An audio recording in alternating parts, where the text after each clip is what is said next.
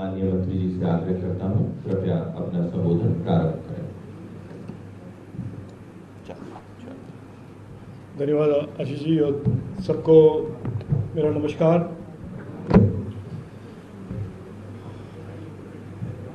आप सब तो जानते ही हैं कि 17 नवंबर को मध्य प्रदेश के वोटर आने वाले 5 साल में मध्य प्रदेश के सरकार को चुनेंगे और इस संदर्भ में मैं आपके सामने कुछ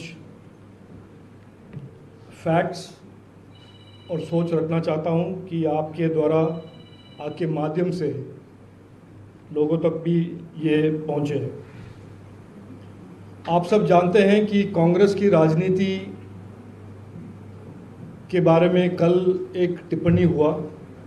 मैं ज़्यादा अखिलेश जी के साथ सहमत बड़ी चीज़ों में नहीं हूं, लेकिन उन्होंने एक बहुत अच्छे डिस्क्रिप्शन किया कि कांग्रेस एक फ्रॉड है। और मैं उस फ्रॉड के बारे में और उनके फ्रॉड के राजनीति के बारे में और फ्रॉड के गारंटीज़ के बारे में आपके सामने थोड़े फैक्ट्स रखना चाहता हूँ। उनके एक नया पॉलिटिकल स्ट्रैटेजी है कि हर स्टेट में जाकर कुछ ना कुछ प्रॉमिस करे, कुछ ना कुछ गारंटी के बारे में कहे और इलेक्शन के बाद उस गारंटीज़ को भूलकर कुछ और करे। और उस कुछ और के बारे में भी मैं आपके सामने कुछ फैक्ट्स रखूंगा। हाल ही में मैं कर्नाटक से हूँ, कर्नाटक का एमपी हूँ। कर्नाटक से मुझे नरेंद्र मोदी ने चुनकर मंत्रिमंडल में काम करने का मौका दिया, अवसर दिया। और हाल ही में वहाँ पर इलेक्शन हुआ। कांग्रेस ने बड़े बड़े वादे किए, 5 गारंटियों के बारे में उन्होंने कहा, युवाओं के लिए, महिलाओं के लिए। और उस गारंटीज़ का आज क्या हाल है मैं आपके सामने रखना चाहता हूं। पहले तो उन्होंने गारंटी किया था कि युवाओं को रोजगार देंगे, युवाओं के लिए 3000 रुपये के अलाउंस देंगे महीने में अनएम्प्लॉयड युवाओं के लिए। इलेक्शन के बाद उस गारंटी को उन्होंने बदलकर, बड़े चालाकी से बदलकर, चालाकी से नहीं, कांग्रेस के मानसिकता के विचार से बदलकर उन्होंने कहा नहीं, एक ही साल में, पिछले साल में जो अनएम्प्लॉयड हैं, पिछले साल के जो ग्रेजुएट्स हैं, उनको हम पैसा देंगे। यानी कि जो बाकी सब अनएम्प्लॉयड यूथ थे, जो जिनके लिए ये इन्होंने वादे किए थे, उन्होंने निकाल दिए। दूसरा उन्होंने कहा गृह लक्ष्मी, कि हर फैमिली की महिला को 2000 रुपये के मंथली महीने में फाइनेंशियल एड मिलेगा। इलेक्शन के बाद उन्होंने उसको बदल कर कह दिया कि नहीं, हम सब महिलाओं को नहीं देंगे, केवल एक क्राइटेरिया बनाएंगे और वो क्राइटेरिया में जो फिट होंगे उनको ही देंगे हम। और वो क्राइटेरिया था बीपीएल, और ऐसे उन्होंने बहुत टाइटन कर दिया क्राइटेरिया को। यानी कि इलेक्शन से पहले क्या गारंटी था और इलेक्शन के बाद में उनके जो सही वादे को जो इम्प्लीमेंट करने का टाइम हुआ, उन्होंने बदल दिया।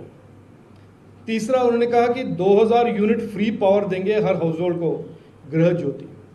ये भी एक उनका गारंटी था। हालत यह है कर्नाटक में आज इलेक्ट्रिसिटी के दाम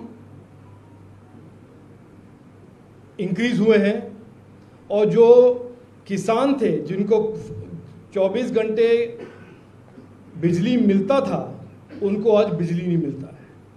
ये है उनका इस गारंटी का परिणाम। उन्होंने कहा 10 केजी राइस देंगे हम हर मेंबर बीपीएल हाउस होल्ड। उन्होंने बदलकर उसको क्राइटेरिया बदल दिया इलेक्शन के बाद, और आज भी वो ये जो प्रॉमिस है, ये गारंटी है, वादे फुलफिल नहीं कर रहे हैं। 5वां गारंटी था उनका स्त्री शक्ति स्कीम की महिलाओं के लिए मुफ्त में बस ट्रैवल का पास देंगे। उसको भी उन्होंने इलेक्शन के बाद क्राइटेरिया बदलकर केवल एक कैटेगरी की महिलाओं को उन्होंने अलाउ किया है, लेकिन उसका परिणाम ये हुआ है कि हमारे एक तरह से बसों में जो लोग बस से काम करने के लिए जाते थे, पुरुष और जो जो वर्कफोर्स में लोग थे, उनको बस में सीट मिलना मुश्किल हो गया है। और दूसरी चीज़, रिक्शा और ऑटो रिक्शा के ड्राइवर और ऑटो रिक्शा की इंडस्ट्री को पूरा एक तरह से डैमेज हो गया है। ये तो हुआ गारंटी, वादे और वादे निभाने की बात। इसका परिणाम एक और हुआ है कि डेवलपमेंट स्कीम्स जो भी हैं पूरे के पूरे रुक गए हैं कर्नाटक में। और ये खुलेआम से कांग्रेस के एमएलए, कांग्रेस के डिप्टी चीफ मिनिस्टर कहते हैं कि हमारे पास अब पैसा नहीं है। तो एक तो गारंटी नहीं निभाना, दूसरा आर्थिक व्यवस्था को ऐसे तबाही करना कि वहाँ पे डेवलपमेंट के लिए, रास्ते के लिए, स्कूल के लिए, अस्पताल के लिए, बिजली के लिए पैसा नहीं होना। और तीसरा, और ये सबसे बड़ा इम्पोर्टेंट मुद्दा है मेरे हिसाब से, कि इस गारंटी के बेसिस पे जो इलेक्शन जीत कर आए हैं लोग, तो तरस रही हैं कि मैंने कहा इलेक्ट्रिसिटी नहीं है, इन्वेस्टमेंट नहीं आ रहा है, नौकरी नहीं क्रिएट हो रहे हैं। लेकिन ये भी बता दूं आपको कि 3 महीने में 50 किसान, कुल 3 महीने में 50 किसान ने खुदकुशी किया है इस कांग्रेस के सरकार के आने के बाद। पावर शॉर्टेजेस, लोड शेडिंग, और जब ड्राउट आया है, एक भी मंत्री ने ड्राउट का कोई भी डिस्ट्रिक्ट नहीं विजिट किया है, क्योंकि वो जानते हैं जब वो जाएंगे डिस्ट्रिक्ट, लोग पूछेंगे कि आपने जो वायदे किए हैं वो कहाँ हैं। तो आज भी बेंगलोर में बैठे हुए हैं, कोई भी डिस्ट्रिक्ट विजिट करने के लिए तैयार नहीं है उनके मंत्री और उनके एमएलए। ये है गारंटीज के बेसिस पर आने वाले सरकार, गारंटी के खेल खिलवाड़ और राजनीति करने वाले सरकार का स्टेटस।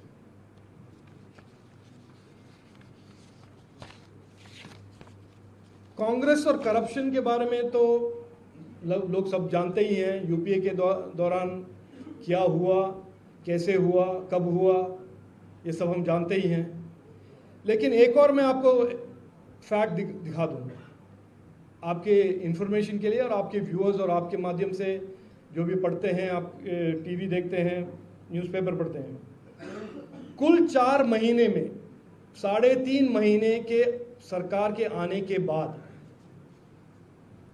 एक कॉन्ट्रैक्टर के घर से 109 करोड़ के पैसे निकले। सिद्धरामैया और डीके शिव कुमार का जो कांग्रेस सरकार है कर्नाटक में, गारंटी के नाम पे आए सरकार में, गारंटी को फुलफिल नहीं किया उन्होंने। लेकिन उनका जो एक मकसद था कर्नाटक को एटीएम बनाना, वो उन्होंने पूरी तरह से शुरुआत उन्होंने कर दिया है। ये फैक्ट हाल ही में 1 महीने पहले एक कॉन्ट्रैक्टर के घर से और डीके शिव कुमार के करीबी हुए कॉन्ट्रैक्टर के घर से ये निकला था।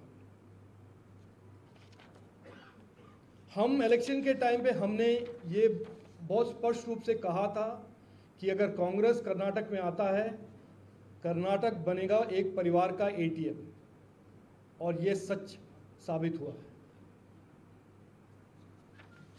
आप देख रहे हैं कि कर्नाटक में एटीएम और लूट कैसा शुरू हो गया है। ये मैं ऐसे हवा में नहीं कह रहा हूँ, ये फैक्ट्स के साथ कह रहा हूँ। और आप देखिए कि कांग्रेस के मुख्यमंत्री के दावेदार और मुख्यमंत्री के बैकग्राउंड और नीयत और उनके परफॉर्मेंस क्या है। कर्नाटक के सिद्धरामैया जी ने दिखा दिया आपको पैसे का लूट का, एटीएम का शुरुआत।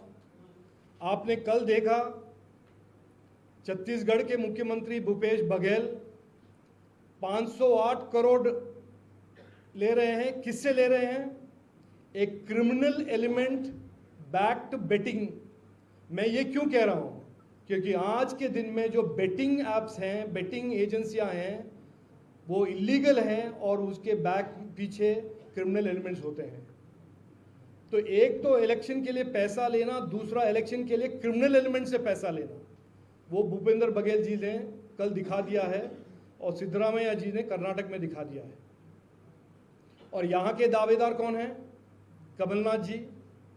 कमलनाथ जी के बारे में हम क्या कहें? वो तो और एक एडिशनल लेवल के कांग्रेसी हैं। यहाँ पे भूपेंद्र बघेल जी क्रिमिनल एलिमेंट से पैसा लेते हैं, सिद्धरामैया जी कॉन्ट्रैक्टर से पैसा लेते हैं। कमलनाथ जी का तो कनेक्शंस बहुत ही इंटरनेशनल हैं, ग्लोबल हैं। उसके बारे में मैं ज़्यादा चर्चा नहीं करूँगा, लेकिन आप सब जानते हैं हेलीकॉप्टर कहाँ से खरीदते हैं, कौन खरीदता है, किसको कमीशन मिलता है। तो ये जो मुख्यमंत्री, और फिर राजस्थान में आपने देखा ही है कि अशोक गहलोत जी के ईडी के जो इन्वेस्टिगेशन चल रहे हैं। तो मुझे यही कहना था कि ये कांग्रेस का एक राजनीतिक स्ट्रैटेजी बन गया है कि गारंटियां बांटे इलेक्शन से पहले, गारंटियों के बल पे सरकार में या पावर में आए, लेकिन उनका एक ही राजनीतिक मकसद है कि किसी तरह एक परिवार के लिए और उनके